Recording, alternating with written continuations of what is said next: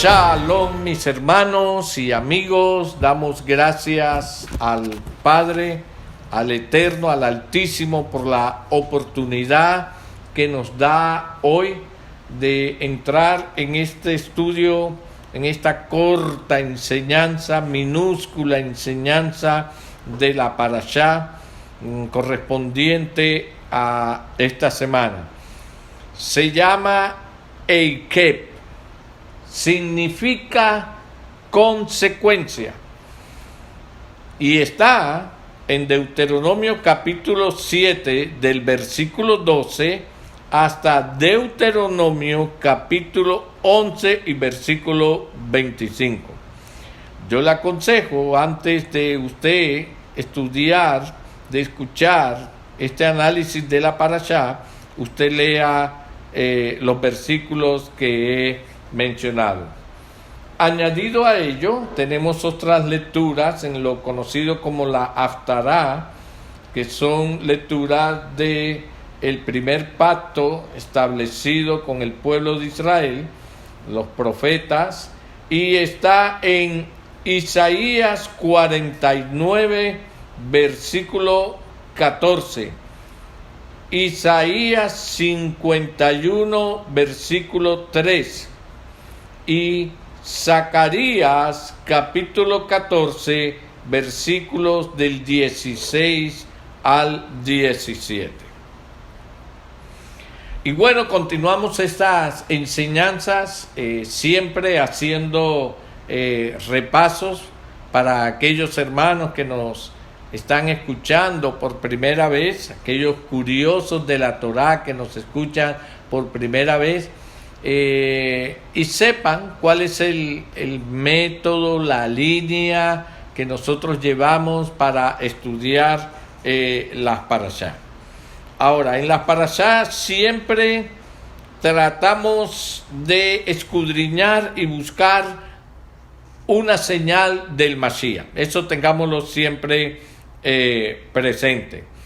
Siempre hemos aprendido que siempre que vemos figuras de resurrección, figuras de vida renovada como resultado de liberación a muerte inminente, y cuando vemos figuras de victoria y vida renovada como resultado de muerte, entendemos que la Torá está a punto de darnos una enseñanza concerniente al Mashiach.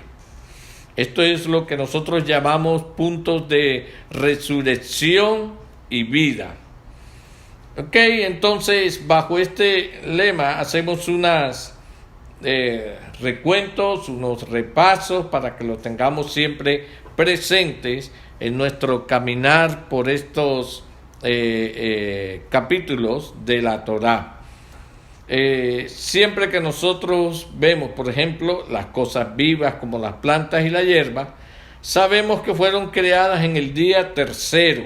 Esto es importante tenerlo presente. Ahora, no es que esto exactamente sea un ejemplo de muerte a vida. Sin embargo, aquí encontramos que el principio de vida está establecido de algo que no existía, que estaba muerto, que no tenía ningún tipo de vida. Ahora, la figura de Torá de la resurrección del Mesías es encontrada en los días santos, en las fiestas del Señor. El día santo es una sombra de resurrección de Yeshua, que es el tercer día santo, o sea, el día de la ofrenda mecida del Omer, que lo leemos en Levítico 23. Allí va a encontrar usted algunos versos muy interesantes al respecto. La ofrenda de las gavillas de cebada en el día después del Shabbat, que ocurre durante la semana de los panes sin levadura. Esto es una figura profética de la resurrección del Mashiach. También tenemos otro ejemplo como el de Jonás, quien estuvo en el vientre del gran pez y debía haber muerto, pero resulta que al tercer día salió vivito. Ahí podemos entender lo que la Escritura dice cuando verdaderamente sorbida es sorbida la muerte en victoria. Ok. También tenemos otros ejemplos como la Akeida, el altar de Isaac, encontrado en Génesis 22. Abraham se suponía que debía ofrecer a Isaac como una ofrenda del todo quemada.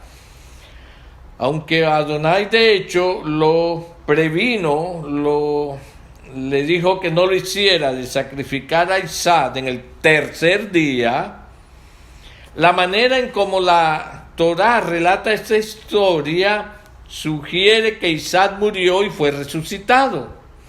Es por eso que Hebreos capítulo 11, versículos del 17 al 19, dice que Abraham recibió a Isaac de los muertos mediante una resurrección figurativamente. Ok, otro punto muy importante sobre esto. Sabemos que la vida de Moisés es una figura del Mashiach, Yeshua, por las siguientes señales. Por ejemplo, en Éxodo capítulo 2, versículos del 1 al 10, ahí vemos que el faraón lanza un decreto sobre todos los bebés varones de Israel. Esto está sucediendo exactamente en Egipto. Ahora, ¿qué se suponía que debía pasarle a todos los varones nacidos en esclavitud en Egipto? Debían ser tirados al río Nilo.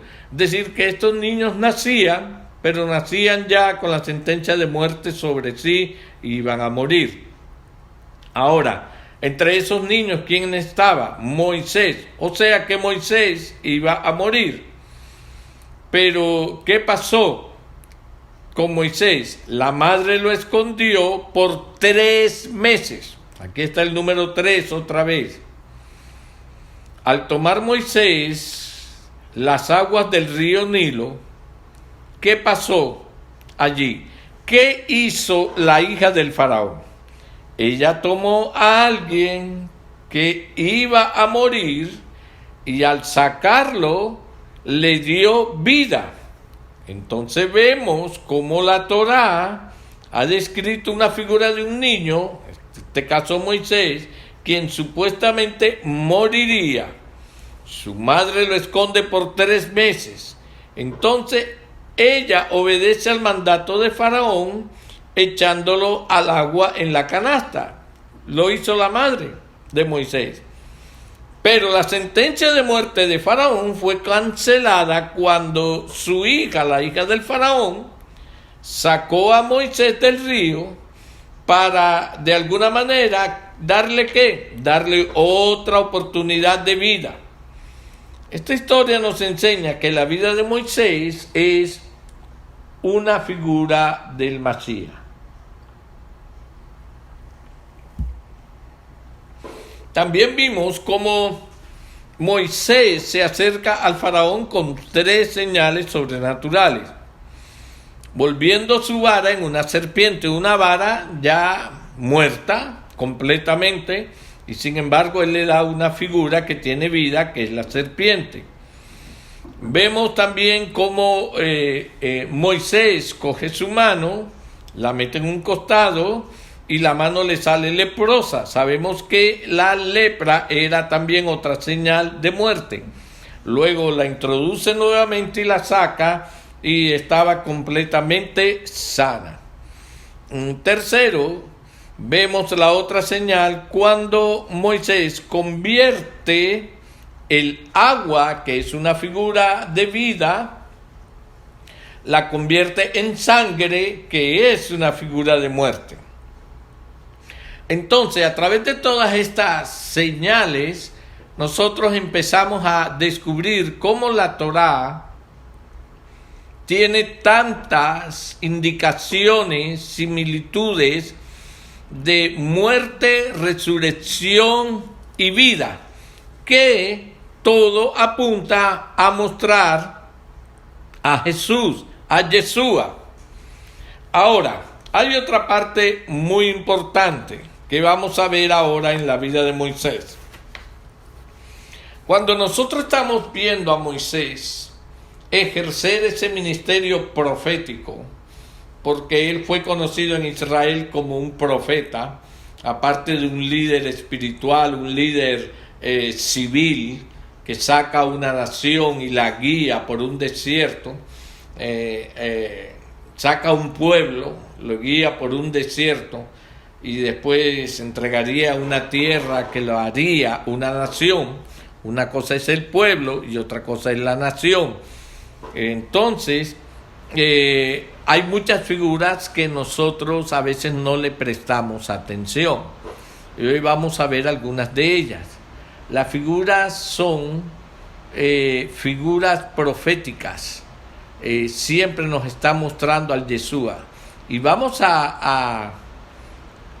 en esta hora, vamos a indagar qué significaba el hecho de que Moisés subió varias veces al monte y descendió. Cada vez que el Señor le decía, sube al monte, y después venía él y descendía. Sube al monte y venía él y descendía. Vamos a ver qué tiene eso que ver con una señal profética. Aleluya. Bueno, estamos viendo antes cómo Moisés se encuentra bastante ocupado ascendiendo y descendiendo del monte. Como Moisés es una sombra del Mashiach, deberíamos aquí empezar a sospechar que tal actividad va a arrojarnos alguna luz sobre el Mashiach. Ahora, ¿hay alguna escritura en el Tanaj que temáticamente esté relacionada a la ocupada actividad de Moisés de ascender y descender? ¿Hay alguna escritura? Vamos a ver Proverbios 30, versículo 4, que nos dice lo siguiente: ¿quién ha ascendido al cielo y descendido? Es decir, aquí se empieza a relacionar a Moisés. ¿Quién ha ascendido al cielo o al monte y descendido? Si ponemos aquí el monte, decimos enseguida Moisés.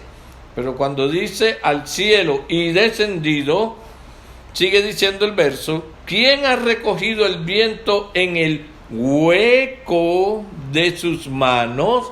Aquí ya está el hueco de las manos de Yeshua a través de ¿qué? Los clavos con los que fue llevado al madero. Sigue diciendo: ¿quién ha envuelto las aguas en su capa? ¿Quién ha establecido los términos de la tierra? Dice, ¿cuál es su nombre? Y el nombre de su Hijo. Es decir, ya no se está hablando aquí del Padre y no se está hablando aquí del Hijo. Y sigue diciendo el verso: dime si lo sabes. Aleluya. Ahora, cuando leemos esto, venimos a hacer varias preguntas que nos ponemos a reflexionar sobre ellas. ¿Conoce usted o conocemos nosotros un padre e hijo sobre los cuales sería preguntado quién ha ascendido y descendido? Y segundo, ¿quién ha establecido los términos de la tierra? Si alguien nos preguntan, ¿ustedes conocen a alguien? Seguramente que nosotros vamos a decir, sí, ese es Yeshua, ese es el Padre. Amén. Hay otro punto. ¿Quién fue ese primer descendido del cielo como un profeta para hablar las palabras del nuevo pacto? Entonces seguramente que nosotros vamos a decir Yeshua, y vamos a ver qué nos dice el Evangelio de Juan, capítulo 6. Evangelio de Juan, capítulo 6, y vamos a buscar en el capítulo 6 al versículo 51, donde encontramos a Yeshua diciendo: yo soy el pan vivo que descendió. Aquí lo encontramos, el primer descenso, que descendió del cielo. Aleluya. Otro punto, ¿quién fue ese que después de redimirnos con su sangre ascendió de nuevo al cielo para convertirse en el gran sumo sacerdote de nuestra confesión, de nuestra fe? Hablemos en Efesios capítulo, vamos a buscar Efesios capítulo 4, aleluya, versículo 8. Efesios capítulo 4, versículo 8. ¿Qué nos dice allí la escritura? Aleluya, dice: por lo cual dice, subiendo a lo alto, llevó cautiva la cautividad y dio dones a los hombres. Está hablando aquí, lógicamente, de Yeshua. Entonces, lo encontramos descendiendo, lo encontramos ahora ascendiendo, lo comparamos con los ascensos que Moisés hacía y los descensos que Moisés hacía del monte, lo cual nos va a llevar poco a poco a entender que los ascensos y los descensos de Moisés eran movimientos proféticos que anunciaban lo que Yeshua iba a hacer por cada uno de nosotros. Ahora, de acuerdo a Apocalipsis capítulo 19, vayamos a Revelaciones capítulo 19, encontramos otra escritura muy interesante que nos habla de esto. Aleluya, bendito eres, Abba, que nos enseñas todas estas cosas. Estamos en Revelaciones capítulo 19. Vamos a empezar a leer el versículo 11. Estamos buscando los ascensos y descensos de Yeshua, comparándolos con los ascensos y descensos de Moshe allá en el monte Sinai. Dice así el verso 11. Entonces vi el cielo abierto, y he aquí un caballo blanco, y el que lo montaba se llamaba Fiel y Verdadero, y con justicia juzga y pelea. Sus ojos eran como llamas de fuego, y había en su cabeza muchas diademas, y tenía un nombre escrito que ninguno conocía sino él mismo. Estaba vestido de ropa teñida en sangre, y su nombre es el Verbo de Dios, el Dabar de Dios, la palabra, aleluya. Y los ejércitos celestiales, vestidos de lino finísimo, mire aquí, y los ejércitos, no es una sola persona la que se viste de lino fino, son ejércitos. Y los ejércitos celestiales vestidos de lino finísimo, blanco y limpio, le seguían en caballos. De su boca sale una espada aguda para herir con ella a las naciones. Y él regirá, oiga esta expresión, con vara de hierro, con vara de hierro, con vara de hierro. Y él pisa el lagar del vino del furor y de la ira del Elohim Todopoderoso. Y su vestidura y en su muslo tiene escrito este nombre: Rey de Reyes y Señor de Señores. Ese es el descenso que estamos en este momento esperando todos. Bendito sea tu nombre. Y hay otro texto que está en Juan, Evangelio de Juan, capítulo 3, versículo 13, que dice: y ningún hombre ha ascendido al cielo, sino el que descendió del cielo. Aquí tenemos, nadie ha ascendido, subida, sino el que descendió, bajada del cielo, el Hijo del Hombre que está en el cielo. Eso está en el Evangelio de Juan, capítulo 3, versículo 13. Entonces, de pronto nosotros, anteriormente, cuando leíamos en el Pentateuco, y veíamos cuando Moisés subía al monte Sinaí y descendía y después rompió las tablas y volvió y subió con otras 9 y veíamos ese subir, lo mirábamos como algo que era necesario hacer, pero no podíamos entender que estaba apuntando ese lenguaje de actividades que nos estaba hablando. Hoy en día lo entendemos. Hoy en día entendemos que nos estaba mostrando los descensos y el ascenso, los descensos y el ascenso de nuestro amado Jesús. Acuérdense que hay otro ascenso cuando Él se encuentra con una de las vírgenes después de la resurrección y ella lo va a tocar y le dice: mujer, todavía no me toques porque no he ascendido al Padre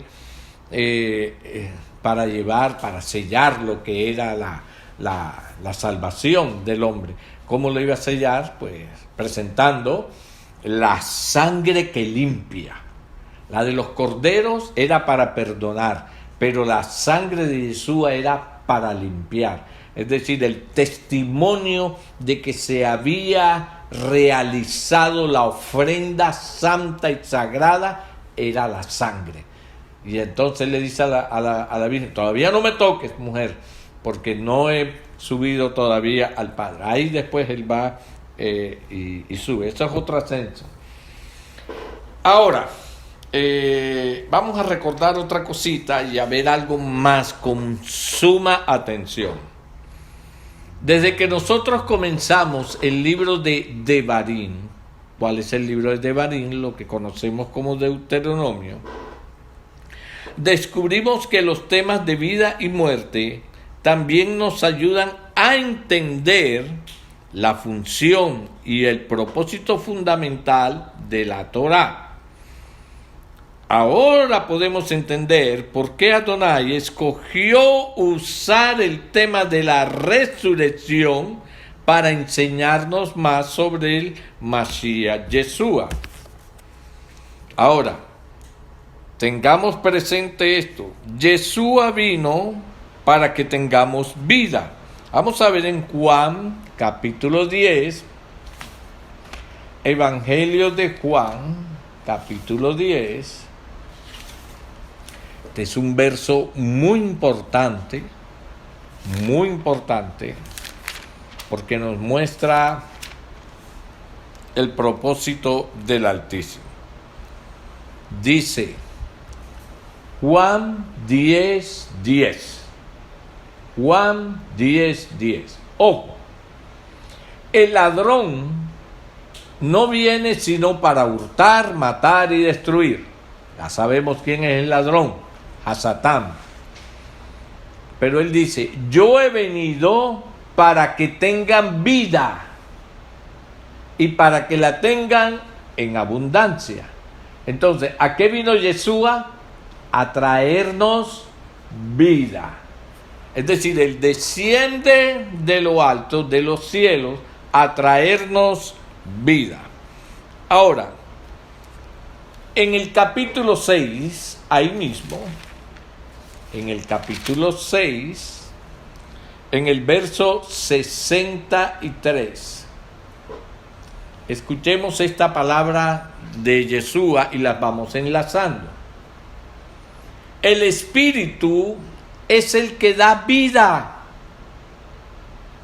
La carne para nada aprovecha. Las palabras que yo os he hablado son espíritu y son vida. Ojo, Él está hablando aquí enlazando dos elementos. Uno es el espíritu. El otro es la carne. Él dice: el espíritu es el que da vida. Ese elemento es el elemento escogido para transmitir vida, el espíritu. Después dice, la carne para nada aprovecha. Es decir, este cuerpo, las obras de la carne que están enlazadas a este cuerpo de carne y huesos y sangre. Pero él sigue diciendo, las palabras que yo os he hablado, mire lo que dice, son espíritu y son vida. Entonces ahora enlaza sus palabras, o sea, el dabar, lo enlaza con la vida y con el espíritu. Esto nos facilita entender lo que vimos en Juan, cuando él dice, en el principio era el verbo, en el principio era el dabar, y el dabar era con Dios, y el dabar era Dios. O sea, el dabar, la vida y el espíritu son el mismo. Por eso es que el Padre y el Hijo y el Rúa, el Espíritu, son el Ejad completo. No podemos separar el Espíritu del Ejad, porque estaríamos en la misma situación que estábamos solamente cuando cristianos, que nada más creíamos que eran tres personas diferentes, y después llegó la luz de la Torá y entendimos que el Padre y el Hijo son uno solo, pero ahí nos quedamos. Ahí nos quedamos. ¿Por qué? Porque no tuvimos la disposición de aceptar también al Espíritu, porque ya estamos predispuestos a no creer en la Trinidad, lo cual es correcto. No creemos en Trinidad, creemos en unicidad, en el Ejad, pero en un Ejad donde está el Padre, el Dabar y el Espíritu y el Rúa, son uno solo, es el mismo. Entonces, esto nos va a dar una fuerte revelación de quién es realmente Dios, quién es realmente el Padre, o quién es realmente el Hijo, o quién es realmente el Espíritu. Entonces, vamos a entender que los tres dan vida en cualquiera de sus tres manifestaciones. Cualquiera de las tres manifestaciones nos da vida. Entonces vamos a entender ahora cómo la Torah, la palabra, el dabar, es vida. Y entonces entendemos que la Torah nos da vida a nosotros. La Torah empieza a mostrarnos la vida. Vuelvo y lo digo. La Torah empieza a mostrarnos la vida. Perdóneme, lo voy a repetir. La Torah empieza a mostrarnos la vida. Pero, como somos hombres caídos, necesitamos revelación. Necesitamos que alguien nos quite ese velo que nos deja ver lo que la Torá nos quiere enseñar y que nosotros podemos solamente ver como sombra por el velo que se nos impuso a través del pecado. Entonces, era necesario que alguien nos quitara ese velo. Y es allí donde entra el papel del Abba a través de la persona de Yeshua, el cual venía a limpiarnos, no solamente a perdonarnos, sino a limpiarnos del pecado que ponía en nosotros el velo y producía en nosotros la sombra de la Torá. Por eso era que todo lo veíamos y nos fue dado en sombra. Hasta que vino, ¿quién? Vino la luz. Cuando entra la luz, se va la sombra. En cualquier lugar donde haya sombra y entra la luz, la sombra se desvanece. ¿Y quién es la luz? Yeshua dijo: yo soy la luz del mundo. Y es por eso que cuando nosotros recibimos esa luz, entonces Él nos mira y nos dice: vosotros sois la luz del mundo también. Esto es muy importante entenderlo para poder tener claro que la Torá empieza a alumbrar nuestras vidas. En la parashá de Devarim hicimos el siguiente descubrimiento concerniente a Yeshua y la Torá. Al entender el uso de la palabra hebrea davar, ¿se acuerdan que estuvimos mirando y examinando esa? Yeshua es el davar hecho carne. Y aquella davar habitó entre nosotros y vimos su gloria como gloria, en versículo 14. Aquella davar fue hecha carne y habitó entre nosotros y vimos su gloria como del unigénito del Padre, lleno de gracia y de verdad. No se necesita gran revelación para saber que aquí estamos hablando de Yeshua. Aleluya. Yeshua da vida eterna a aquellos que a Él le obedecen. O, digámoslo de la siguiente manera, la Torá produce vida a aquellos que caminan en ella. Yeshua es la Torá manifestada. Muy importante lo siguiente: Yeshua guardó la Torá. Él la estuvo obedeciendo en su diario caminar de ministerio y vida aquí en la tierra. Él la guardó, Él la cumplía toda. Él no decía: esto ya no sirve, esto ya está desechado. No, Él la guardaba, la cumplía, la practicaba toda.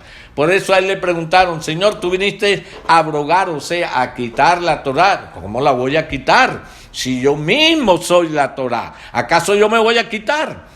Yo no puedo invalidar lo que yo mismo di. Yo no puedo invalidar lo que yo soy. Yo soy la palabra viva. Eso tenemos que tenerlo muy claro.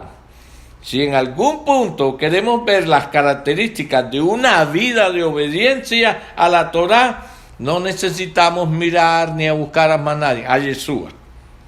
Yeshua guardó toda la Torá perfectamente, sin faltar a nada. Ahora, vayamos a Deuteronomios, capítulo 8, Devarim, capítulo 8, aleluya.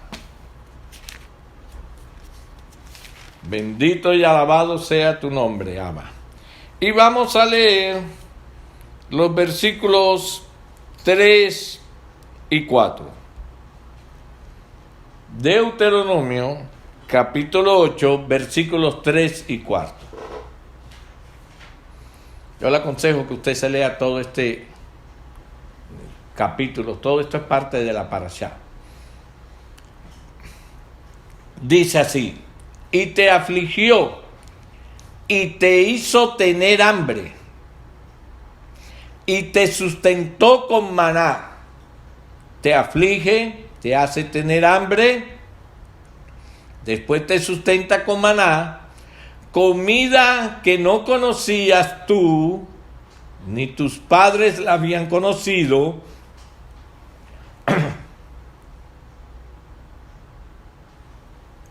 ¿Cuál era el propósito?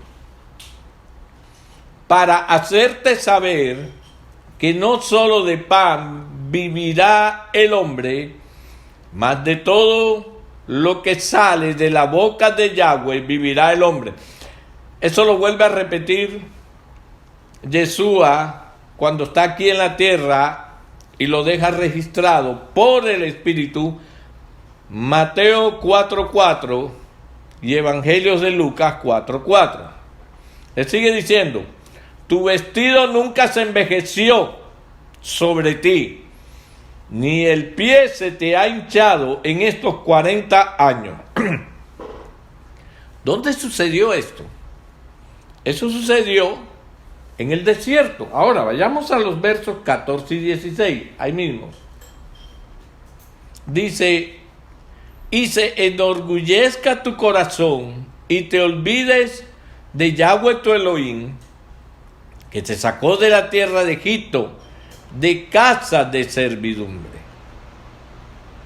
que te hizo caminar por un desierto grande y espantoso, lleno de serpientes ardientes y de escorpiones, y sed, donde no había agua, y él te sacó agua de la roca del pedernal, que te sustentó con maná en el desierto, comida que tus padres no habían conocido, afligiéndote y probándote para a la postre hacerte el bien. Aleluya.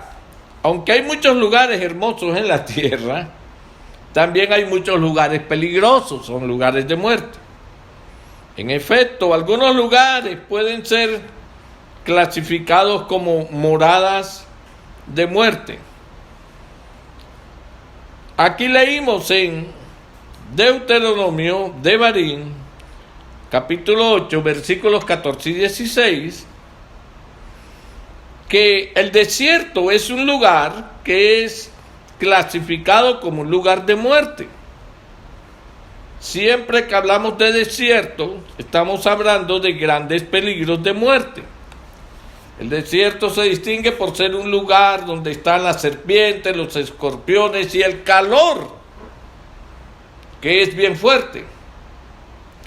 Además, en un desierto hay dos cosas que no existen, que es el agua y el pan. No hay pan porque en el desierto no se puede sembrar para producir el grano con el que se hace el pan, la harina para el pan. Entonces, miramos aquí lo que estamos descubriendo.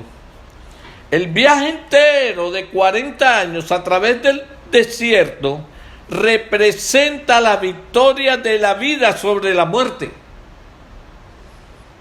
Porque el Altísimo pasa a la nación de Israel por un desierto, supuestamente un lugar donde debía morir, y el Señor, de una manera sobrenatural, les da los elementos para que Israel como nación, como pueblo, sobreviva al desierto y llegue a la tierra prometida como un testimonio de que la muerte del desierto, la muerte que causa el desierto, era absorbida por la vida. No había pan, el Señor les dio pan del cielo. Que no había agua, el Señor les dio de beber el agua de la roca. Entonces, aquí en este pasar por el desierto, El Señor está mostrando un principio que nos ayuda a mirar al Mashiach, como de una muerte casi inminente, como era la muerte en el desierto, la nación pasó, sobrevivió y llegó a la tierra prometida en vida. Si cierto es que muchos israelitas que murieron, que salieron de Egipto, murieron en el desierto, como nación, en el mismo desierto, fueron siendo renovados para entrar a la tierra prometida como una nación renovada. Una nación que tenía y valoraba muchos testimonios de parte del poder de Dios. Ahora, cuando leemos Juan capítulo 6, es importante leer este capítulo, Juan capítulo 6. Aleluya. Este es otro pasaje que también nosotros leemos y lo miramos simplemente como la manifestación del poder milagroso que estaba en Yeshua. Pero si no lo examinamos, ¿qué nos está hablando este capítulo 6 de un acontecer en la Torá? Porque este capítulo 6, esta alimentación de todos estos panes, con todos estos panes, la multiplicación de esta gran multitud que está ahí, es una figura de Torá. Esto es una figura que está en Torá, pero hay que escudriñarla para poder encontrarla. Por ejemplo, en Juan, allí mismo en el capítulo 6, del versículo 1 al 21, podemos ver que esto era una alusión, nos estaba recordando, este milagro nos estaba recordando ¿a quién? A José. José fue usado para almacenar grano para hacer pan por 7 años, de manera que él pudiera proveer grano de pan al mundo, sí, al mundo entero. ¿Por qué? Porque en la época de José, cuando llegó la sequía, venía gente de todas las naciones. Es decir, el mundo estaba siendo alimentado en ese momento a través de José. Gente de otras naciones vinieron a Egipto para comprar grano. Lo hicieron durante los 7 años de hambre. En aquella ocasión, en aquel momento, notamos que habían palabras claves y conceptos que conectan temáticamente a Juan capítulo 6, versículos del 1 al 21, a la historia de José, quien fue una figura definida del Mashiach Yeshua. Notamos el uso del número 5 en estos relatos en común. Vamos a mirar algunos. Juan capítulo 6, en el versículo del 1 al 21, encontramos el número 5 a través de 5 panes. También lo encontramos a través de 5,000 personas. Vemos que el Eterno hizo que la gente se sentara en grupos de 50. José, ahora vamos a José. José dio a Benjamín 5 veces más alimento que a los demás, según nos lo relata Génesis 43, versículo 34. Vamos a leerlo. Génesis 43, versículo 34. Aleluya. Y José tomó viandas de delante de sí para ellos, mas la porción de Benjamín era 5 veces mayor que cualquiera de las de ellos. Y bebieron y se alegraron. Aleluya. Después de que, otro punto, miremos esto. Después de que José se reveló a sí mismo, todavía quedaban 5 años de hambre. Vamos a mirarlo ahí mismo en el capítulo 45, versículo 6. Dice, pues ya ha habido 2 años de hambre en medio de la tierra, y aún quedan 5 años en los cuales ni habrá arada ni siega. Entonces, algunas veces nosotros nos preguntamos qué tiene que ver esta similitud numérica entre el número 5, 50, 5000, con el relato de José, donde también encontramos al número 5 de una forma común. Nunca nos preguntamos qué relación tiene esto. Bueno, lo uno era profético de lo otro. El Señor nos estaba dando estas pistas para que tuviéramos pendiente. Si hubiéramos estado pendiente allí en el monte, cuando estaba Él enseñando, y dijimos, y nada más hay 5 panes, y después háganse en grupos de 50, y después comieron 5. Espérate, aquí hay una similitud entre el número 5, pero nunca lo vimos. Nunca lo vimos. Bendito sea el Altísimo, que hoy podemos entender que esto está registrado, es para que tengamos claro, de forma bien evidente, cómo Yeshua, sus milagros y todo lo que Él hizo en su ministerio, estaba proféticamente anunciado y diseñado desde la Torá. Desde la Torá. Aleluya. También tengamos presente otra cosa. José dio a Benjamín 5 mudas de vestidos, de acuerdo al capítulo 45, versículo 22. Capítulo 22. Dice, a cada uno de ellos dio mudas de vestidos, y a Benjamín dio 300 piezas de plata y 5 mudas de vestido. Otra vez el número 5. Pero miren, no es todo. En el capítulo 47, versículo 2, 47, versículo 2, vamos a notar algo bien curioso. Dice, y de los postreros de sus hermanos, tomó 5 varones y los presentó delante del faraón. Qué tremendo, ¿no?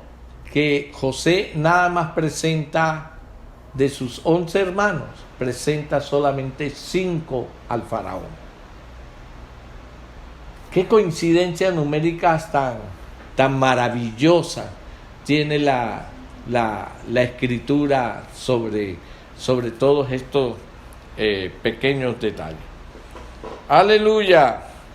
Ahora, también notamos que la cebada, de acuerdo a Juan capítulo 6, versículo 9, era un símbolo del Mashiach, porque en el día de la ofrenda mecida del Homer, que es una figura de la resurrección del Mashiach Yeshua, la cebada era mecida delante de Adonai.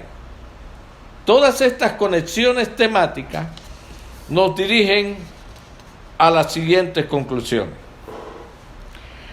La vida de José fue una figura de la de Yeshua. Así como José proveyó vida a las naciones en forma de pan, igualmente Yeshua proveyó vida al mundo, simbolizada por su provisión de pan de cebada. Aleluya. Mire, hizo descender pan del cielo y después él mismo dijo que él era el pan de vida. El milagro de Yeshua de la multiplicación de los panes de cebada fue ejecutada como una señal de Joseph, que es el hombre del pan de vida. Así como Joseph había provisto grano, o sea, pan, para asegurar vida para el mundo, igualmente Yeshua estaba ofreciendo verdadero pan para la vida del mundo. Él había esperado que la gente hiciera la conexión, pero no sucedió así. Por tanto, en el mismo capítulo, ya en el versículo 31, él trató de usar una analogía de pan más simple al referirse al maná en el desierto. Esto nos lleva a Juan capítulo 6, versículos 30 al 63. Juan capítulo 6, vamos allí al Evangelio de Juan. Capítulo 6. Cuando nosotros leemos del versículo 30,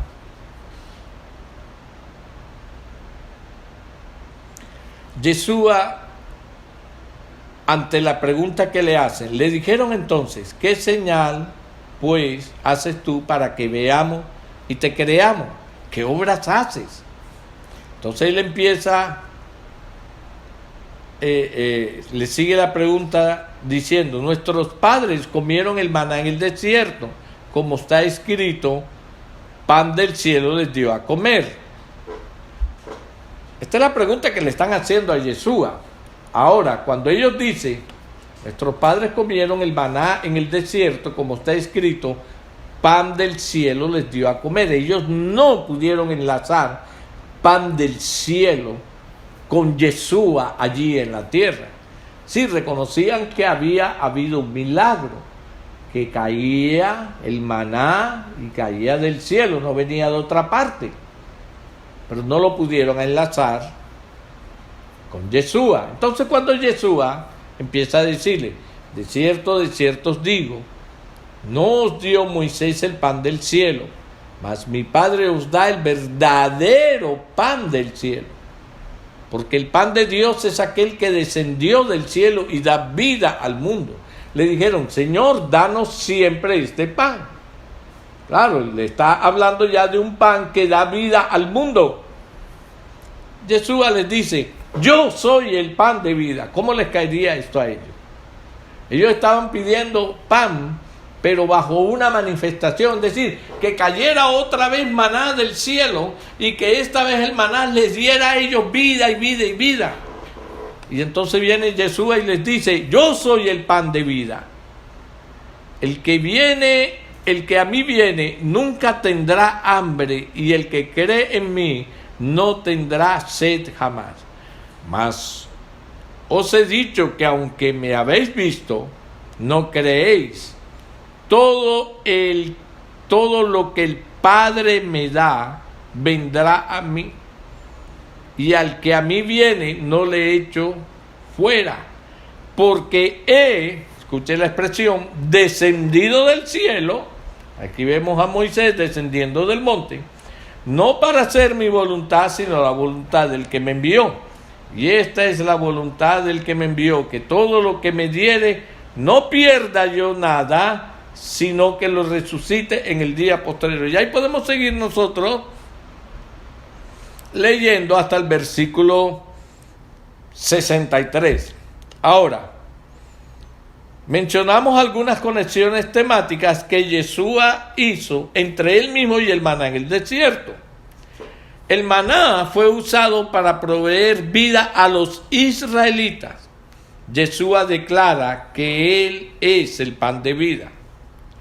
Ambos, otra conexión, Yeshua y el maná bajaron del cielo.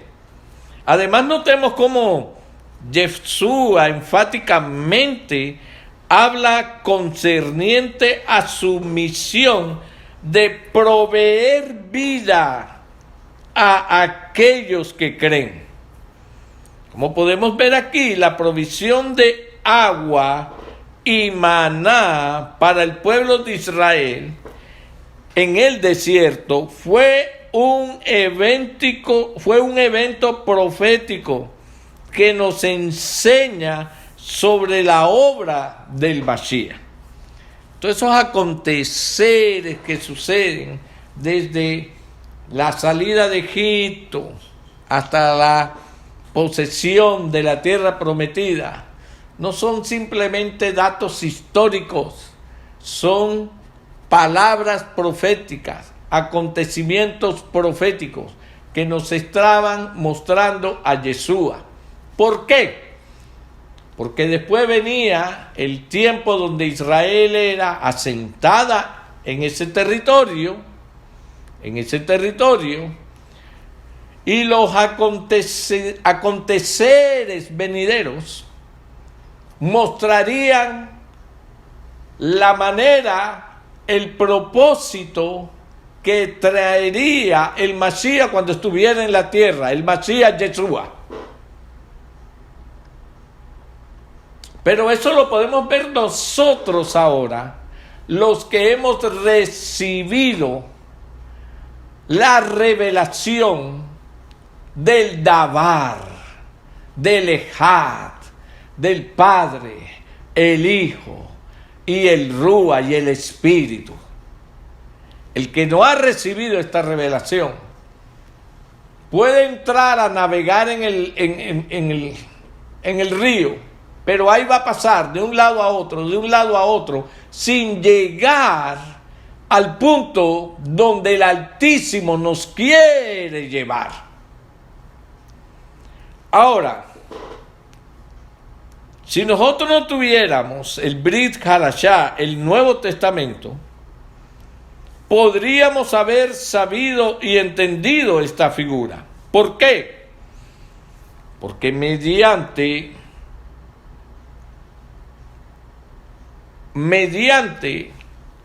el tema, el enlace entre la historia de Israel y la provisión de Dios para Israel en el desierto, nosotros hubiéramos podido llegar a esta conclusión.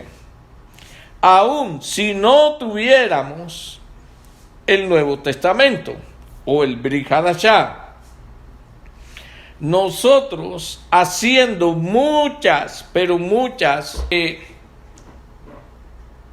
enlaces, podría yo llamarles, de todos estos temas, estando en el momento en que Yeshua pisa la tierra y empieza su ministerio, con lo que estaba escrito y con lo que Yeshua estaba enseñando, en ese momento nosotros hubiéramos podido decir: este era aquel de quien habló los profetas. Pero no todos lo hicieron.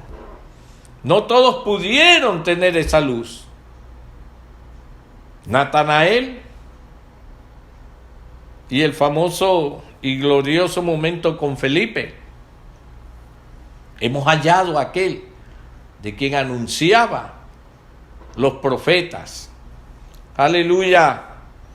Qué bendición tan grande, hermanos, cuando esta clase de revelación y de entendimiento llega a la vida, al corazón, al espíritu de una persona. El hecho de que Yeshua fuera capaz de sostener a más de 3 millones de personas en un desierto estéril es una demostración significativa de liberación de muerte a vida. Yeshua lo hizo. Moisés, a través de Moisés.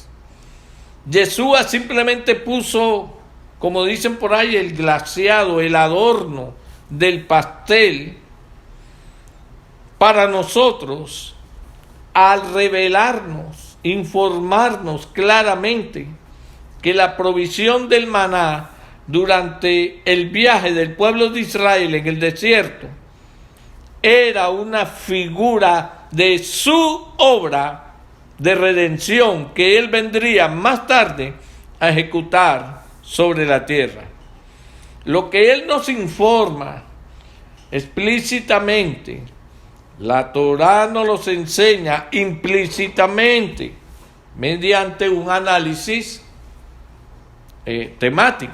Es decir, lo que Yeshua está revelando en su diario caminar, lo que Yeshua ya nos está revelando con más detalles en su diario caminar, nos lo decía también la Torá, pero bajo un nivel de sombra. Él tenía que venir como luz a desvanecer esa sombra para que pudiéramos ver todo claramente. Ahora, anteriormente hemos hablado de la profunda magnitud de bendición y vida que el pueblo de Israel experimentaría si ellos guardaran los mandamientos, o sea, los misbot, los estatutos, los hukim y sus juicios, mishpatim. En algún momento vamos a hablar más claro sobre estos tres elementos. Ahora, viene la pregunta, ¿qué tan extensa será esa bendición? Podemos obtener un reflejo de la asombrosa magnitud de la bendición dada a Abraham al mirar el gobierno milenial de Yeshua. Claro, el milenio será un periodo de tiempo cuando la tierra entera, o sea, todas las naciones, no solo el pueblo de Israel, obedecerá los mandamientos de la Torá. Por eso es que la Torá no podía ser abolida, porque en el milenio todas las naciones que pasen, o todo el resto, porque vamos a ver que no es todo el pueblo, es un resto, que después que han venido los juicios y han venido las pestes y todas estas cosas, donde muere gran multitud de personas, el resto que pasa al milenio tiene que cumplir la Torá, va a obedecer la Torá. Entonces, si la Torá es obedecida, ¿cómo la van a obedecer? ¿Y cómo dice usted, pastor, que la Torá va a ser obedecida? Miremos, por ejemplo, Isaías, capítulo 2. Vamos a mirar a Isaías, capítulo 2. Profeta Isaías. Aleluya. Versículos del 1 al 4. Dice de la siguiente manera. Isaías capítulo 2, versículos del 1 al 4. Lo que vio Isaías, hijo de Amós, acerca de Judá y de Jerusalén, acontecerá en lo postrero de los tiempos, que será confirmado el monte de la casa de Yahweh como cabeza de los montes, y será exaltado sobre los collados, y correrán a él, escuche, todas las naciones. Y vendrán muchos pueblos, y dirán, venid y subamos al monte de Yahweh, a la casa del Dios de Jacob, y nos enseñará sus caminos, y caminaremos por su senda. Porque de Sión saldrá la Torá, la ley, y de Jerusalén la palabra de Yahweh. Y juzgará entre las naciones, y reprenderá a muchos pueblos, y volverán sus espadas en rejas de arado, y sus lanzas en hoces. No alzará espada nación contra nación, ni se adiestrarán más para la guerra. Lógicamente, este tiempo es en tiempo del milenio, donde ya no habrá más guerra. Pero aquí lo importante es que el profeta deja establecido que en ese tiempo las naciones se reunirán y diremos, vamos al templo, a la casa de Yahweh. ¿Para qué? Para ser enseñados de Torah, para aprender Torah. Esa vida que empieza a recibir la gente al entrar en el estudio de la Torah es lo que produce los cambios. Entonces las armas que hubieran podido quedar, las espadas, las armas, serán transformadas en instrumentos para arar la tierra. ¡Qué bendición tan grande, hermano! ¡Qué cosa tan gloriosa nos enseña Isaías! Aleluya. Vamos a ver otro pasaje en Zacarías capítulo 14. Zacarías capítulo 14. Bendito eres, Abba. Zacarías capítulo 14, versículo 16 y 17. Ojo a este pasaje. Yo he dicho que hay mucha gente, perdone que los llame así, pero son ignorantes de muchas cosas de las Escrituras, que por ese mismo estado de ignorancia discuten y plantean situaciones, preguntas, tratando de desvirtuar las profecías que hay para el final de los tiempos en la tierra de Israel. Y una de las razones es que dice, Israel es un territorio bien pequeñito. Si ahora mismo ya casi no caben, mire el problema que hay con los asentamientos, que la gente se opone, los estados árabes, países árabes se oponen a que ellos construyan más asentamientos, más casas y todo. Entonces, ¿cómo van a meter allí a todo el mundo de todas las naciones que vinieran? Eso es imposible. Bueno, miremos lo que dice Zacarías en su capítulo 14, versículos 16 y 17. Y todos los que sobrevivieren de las naciones, es decir, no van a ser las naciones completas, van a ser los que sobrevivan. ¿Sobrevivan a qué? A las catástrofes, a los juicios, a la mortandad que va a haber en la guerra, por la guerra, a las pestes, a los fenómenos naturales y en fin. Va a morir cantidad de gente a consecuencia de juicios. Pero los que sobrevivieren, los que quedaron de los que vinieron contra Jerusalén, subirán de año en año para adorar al Rey, a Yahweh de los ejércitos y a celebrar la fiesta. ¿Qué dice aquí, hermanos? Por favor. Fiesta de los tabernáculos.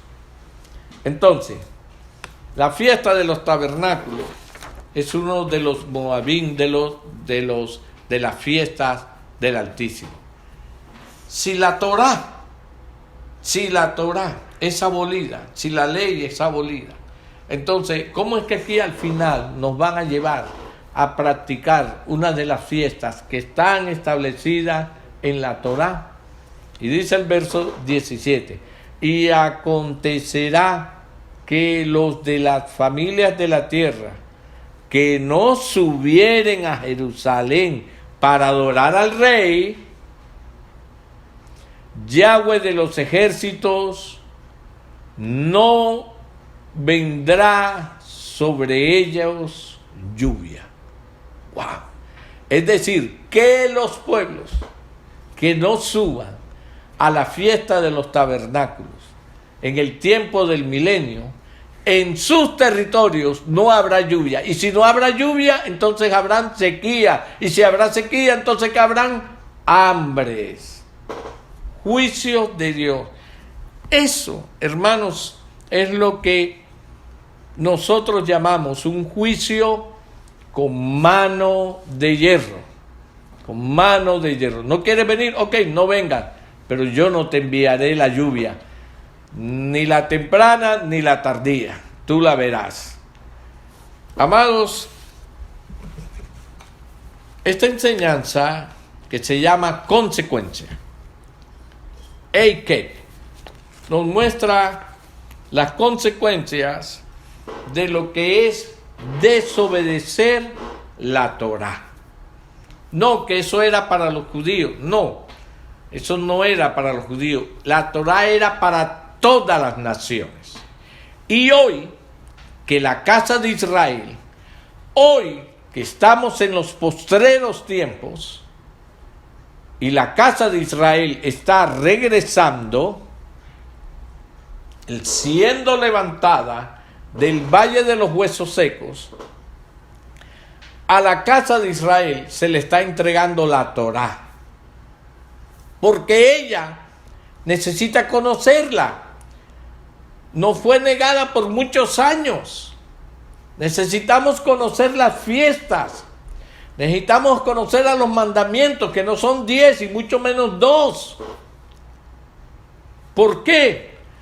Porque en el tiempo del milenio, eso es lo que va a regir el reino del Rey de Reyes y Señor de Señores. Los mandamientos y las fiestas del Altísimo. Que el Eterno siembre en usted un deseo grandísimo de escudriñar lo que son sus fiestas y lo que son sus mandamientos, para que usted sea bendecido, para que usted sea añadido de todo lo que el Abba quiere y tiene para su pueblo, para su novia. Amados, que el Señor me los continúe bendiciendo grande, ricamente, y nos vemos en la siguiente parashá. Shalom, shalom, shalom. ¿Te gustó este mensaje? Te invitamos a suscribirte a nuestro canal de YouTube y activar la campana para estar al tanto de nuevos videos. Síguenos en Instagram @Ministerio Puerta de Salvación y en Twitter @Ministerio MPS. Shalom y bendiciones.